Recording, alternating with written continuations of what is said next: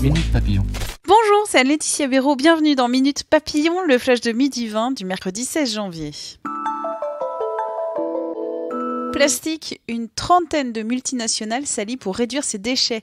Elles créent une alliance avec un fonds d'1 milliard d'euros. Parmi les signataires, Total, Suez, Veolia, qui fabriquent, utilisent, vendent ou recyclent des plastiques, source de pollution majeure de l'environnement, en particulier des océans. Theresa May et son gouvernement vont-ils tomber aujourd'hui ?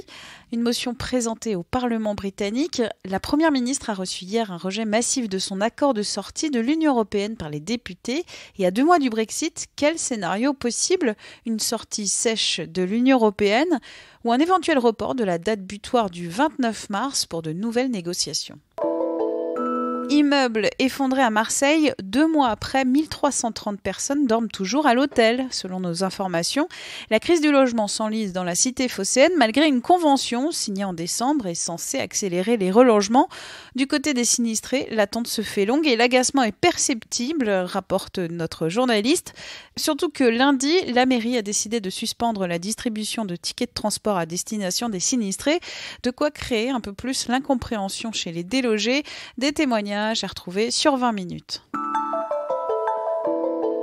L'ancien chorégraphe de la Star Academy, Kamel Wally, victime de cambriolage. Ça s'est passé hier à son domicile parisien, rapporte Closer. Ordinateur et tablette dérobés, une enquête ouverte. L'info ciné du jour, un nouveau film Ghostbusters va voir le jour. Jason Reitman, fils du réalisateur des 2 premiers films, va écrire et mettre en scène un nouvel épisode. L'opus sera une suite directe des 2 premiers films de son père, 30 ans après. Sony prévoit une sortie à l'été 2020.